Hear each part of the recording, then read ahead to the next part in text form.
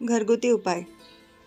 1. ज्या महिलांचे केस खूप गळत असेल त्यांनी तिळाचे तेल केसांना लावा किंवा खोबरे तेलात मेथी दाणे टाकून ठेवा. हे तेल लावा, फरक जाणवेल. ज्या महिला मेथीचे दाणे आहारात घेतात त्यांना कधीही वृद्धत्व लवकर येत नाही. 3. ज्या महिला सकाळी रिकाम्या पोटी काकडीचे सेवन करतात त्या कमी आजारी पडतात.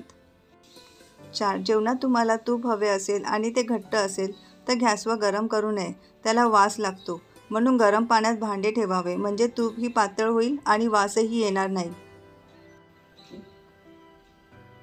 5. पालक शिजवताना तो कच्चा मिक्सरमध्ये वाटून फोडणीस घातल्याने त्याचा रंग कायम राहतो. 6. मेथी धुतल्यानंतर त्याला मीठ लावून थोडा वेळ ठेवा, मेथीचा कडूपणा कमी होतो. 7.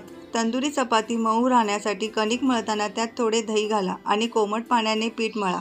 तंदुरी चपाती मऊ आणि कुरकुरीत होईल. 8. मेथीची भाजी निवडून उन्हात किंवा सावलीत वाळवून ठेवल्यास आपल्याला ती कसुरी मेथी म्हणून वापरता येते.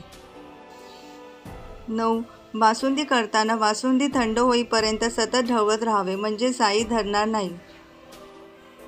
10. रस्सा भाजी, आमटी, फोडणीचे वरण व उसळी जास्त रुचकर होण्यासाठी चिमूटभर लवंगपूड घातली तर खूप छान लागते.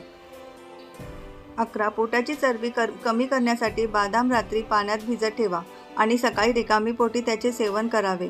असे केल्यास पोटाची चरबी कमी होण्यास मदत मिळते.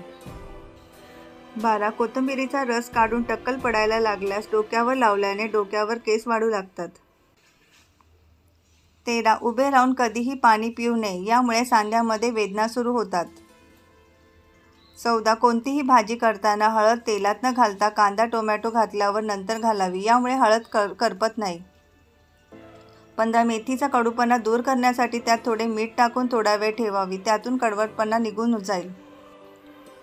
16. उकळलेले तांदळाचे पाणी डोक्यावर लावल्याने केस चमकदार होतात.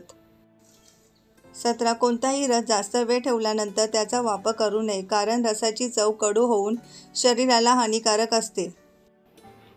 18. कोणताही पुलाव किंवा मसाले भात करताना तांदूळ 1 ते 2 तास आधी भिजवून ठेवले तर भात साध्या तांदळाचा सुद्धा दाणेदार आणि मोठा होतो.